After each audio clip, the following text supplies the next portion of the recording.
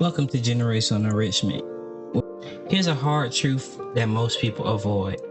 The people you call your friends, the ones closest to you, might be the very thing holding you back. If you want to know where someone's headed, you don't need to look at their goals, look at their group. Your circle is not just your social life, it's your future. Because not everyone in your life is meant to come with you to the next level. This isn't about disrespect, it's about direction. And today, we're going to unpack exactly how your environment can elevate you or keep you bound. Let me tell you something real. The most dangerous person in the world is someone with nothing to lose. But that's not who you're trying to be. You're trying to build. You're trying to elevate. You're trying to become the best version of yourself. But whether you realize it or not, the people around you, your so-called inner circle, are shaping the version of you that shows up every single day. Let me give you an example. Let's say someone whose whole friend group, friends, cousins, siblings, smokes weed every day. Even if that person never touches it, guess what outsiders assume? They think you do. Because perception follows association. Now think deeper. Even if they never pressure you, just being around that habit makes it feel normal. It's not a red flag, it's a slow fade. The more you're around mediocrity, the more tolerable it becomes. And before you know it, your standards start slipping. Not because someone pushed you, but because they normalized it. You heard the saying, if your friends jumped off a bridge, would you? But real life isn't that simple. Most bad habits don't come with big flashing warning signs. They show up subtly.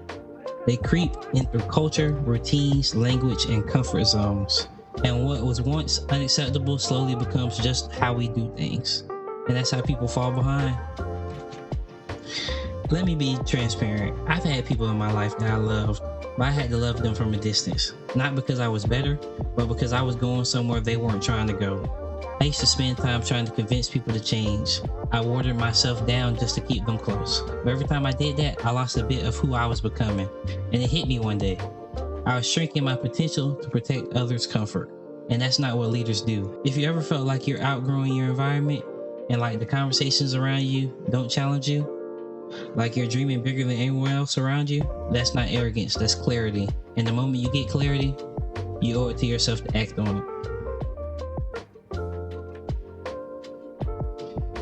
Now let's flip it. What if everyone around you was on fire for growth? What if your friends spent their weekends planning business moves, hitting the gym, learning new skills, investing in their minds? You wouldn't need motivation, you just need to show up.